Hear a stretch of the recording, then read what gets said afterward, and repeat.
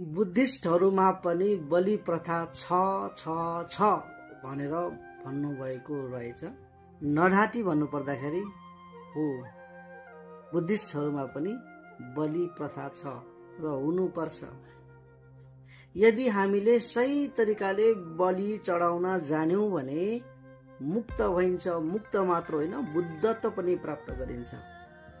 र त्यो पशु बलि कस्तो हुनुपर्छ, कुन चाहिँ बलि चढाउँदाखेरि चाहिँ मुक्त हुन्छ, त्यो कुरा चाहिँ जान्नु अति नै आवश्यक पर्छ है। र बलि चढाउँदाखेरि चाहिँ 3वटा पशु चाहिन्छ, तर त्यो पशु चाहिँ कहाँ पाइन्छ, कहाँको पशु चाहिँ चढाउने भन्ने कुरा चाहिँ जान्नु अति नै आवश्यक छ है। र सुरुमा त्यो 3टा पशुको नाम भन्छु। एउटा सर्प, एउटा सुँगुर, एउटा चरा। र त्यो 3टा पशुहरू चाहिँ कहाँ पाउँछ, कहाँ खुस्ने त भन्दाखेरि आफू भित्र खुस्ने हो।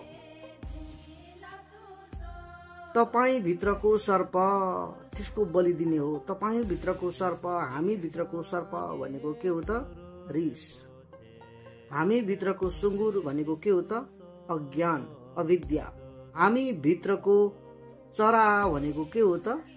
आसक्ति अथवा राग हो। यो 3टा पशु बलि चाहिँ दिन सक्यो भने मुक्त भइन्छ, बुद्धत्व पनि प्राप्त गर्न सकिन्छ।